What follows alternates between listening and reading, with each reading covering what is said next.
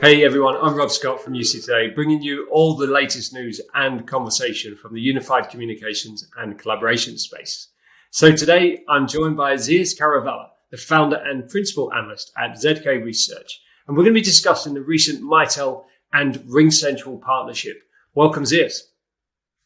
Yeah, thanks, Rob. And it's never a dull moment in this communication industry, is it? There's always seems like there's something going on. I know. This is big news this week, isn't it? I mean, it's come out just this week.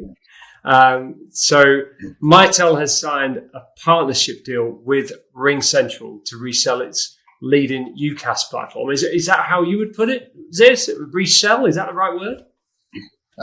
It is. It's the partner and resell. It's to leverage RingCentral's cloud communications backend and offer that up to the Mitel customers. And of course, this completes the World Domination Tour by RingCentral. They've now cut partnerships with Avaya, Atos, ALE, and now Mitel. And so the only traditional vendors out there that haven't partnered with them are NEC, Cisco, Microsoft. I don't think you'll see Cisco or Microsoft doing that. And NEC partners with Intermedia. So I think they've done a pretty nice roll up here. So.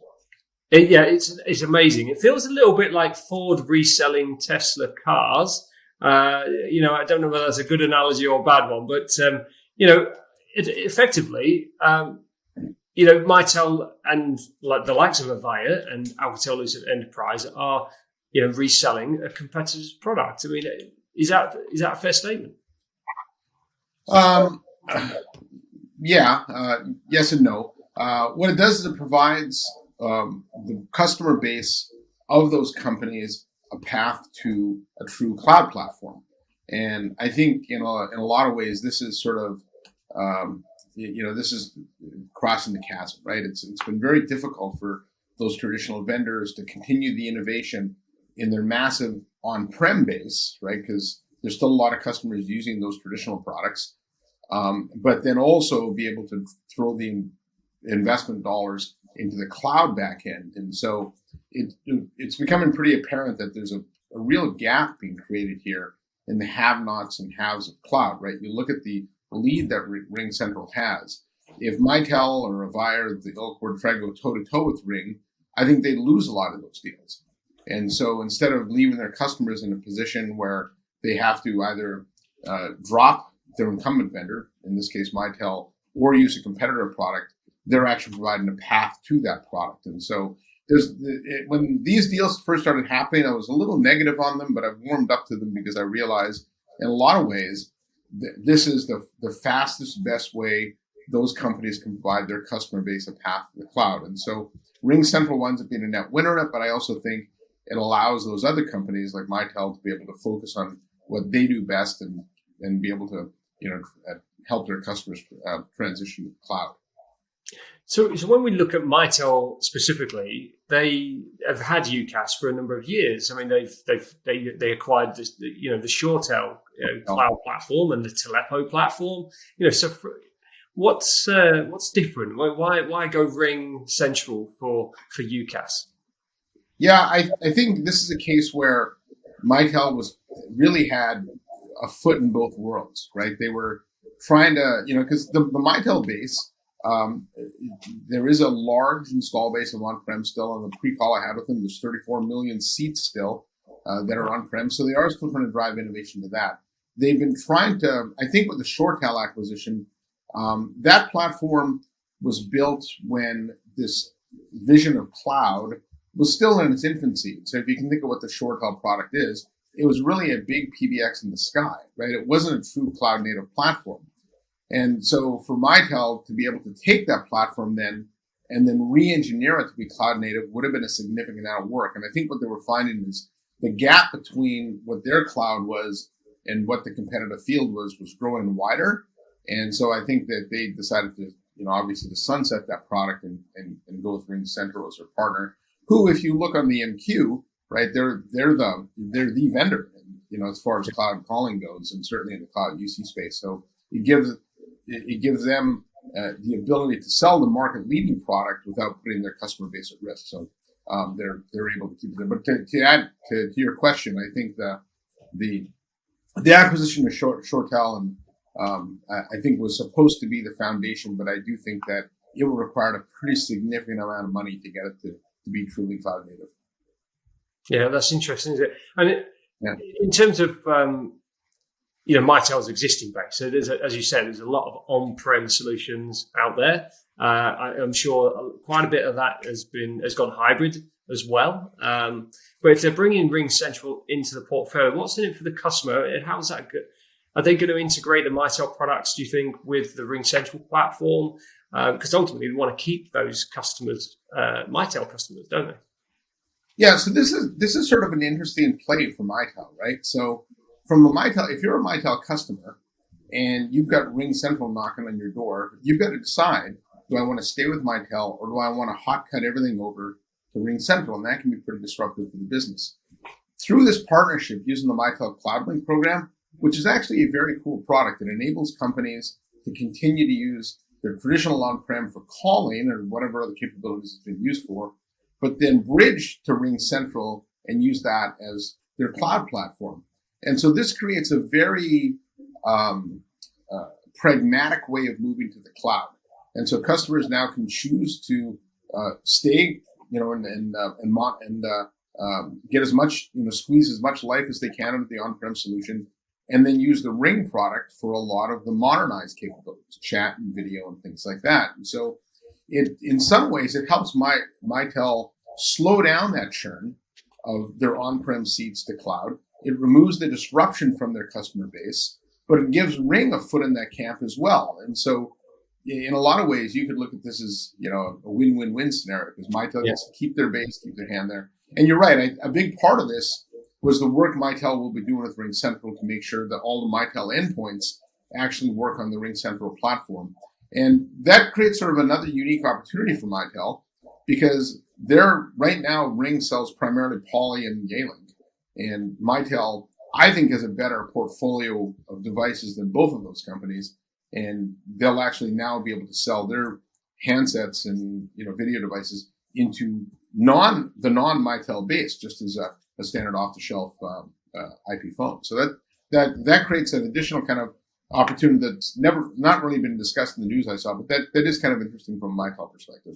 But to answer your question from the customer point of view, it gives them the opportunity to migrate to cloud at their own pace without being forced to either do, in an all or nothing scenario, which is the way it's largely been in the past.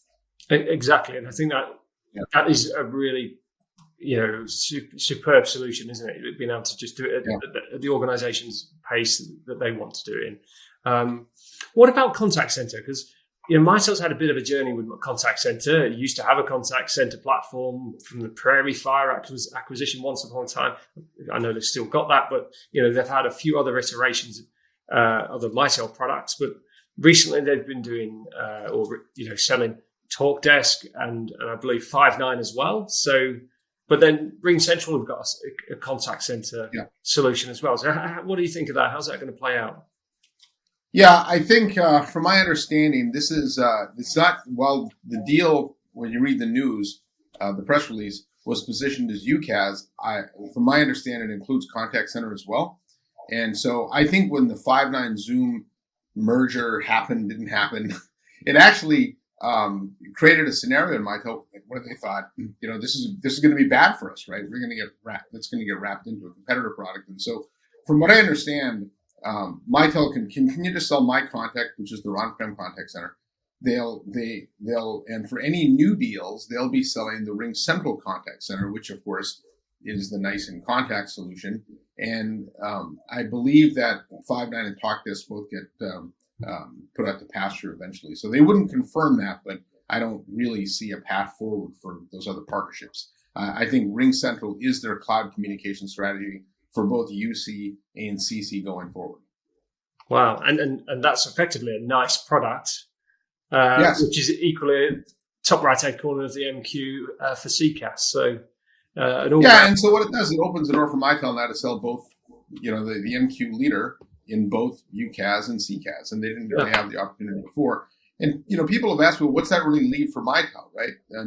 And the analogy I've used, it's a little bit like what Dell's doing. Dell's not a cloud company, but they still sell an awful lot of on-prem servers and storage. And so this install base of on-prem that exists today, it's not like it's going to the cloud tomorrow, Rob, right? We're going to have on-prem stuff for a long time. And I believe there's still room for innovation, right? In this. And I think from a Mitel perspective, they're able now to throw more investment dollars into the on-prem stuff. And there's a lot of money to be made in that still. And so they can do that, and they can do that better. I think from a focal standpoint, they can hopefully do that better than the field. They can continue to drive innovation, which again will slow down the churn, and that lets them put their strategy for what's next for Mitel together. So I think they were really caught in a bit of a tough spot with a lot of debt from acquisitions, trying to retool the company. They had one foot in the on-prem world, one foot in the cloud world. So now they can focus on the on-prem, leverage RingCentral, and like I said, there's still a lot of money to be made in on-prem. Similar to what Dell's doing in the computing. And so this should help them try and figure out what they want their next act to be. And it gives them a lot of time to do that, and it helps protect that base. And I think from a customer perspective, it ensures that innovation in their products continue as well. Absolutely. There's a nice segue into my kind of final question. They've actually got a new leader, haven't they, at Mitel?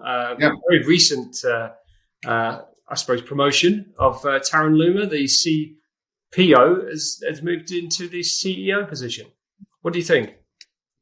Yeah, well, Mary had been in that role a few years now, and I think the company had gone through this operational back-end transformation, and she's very good at that.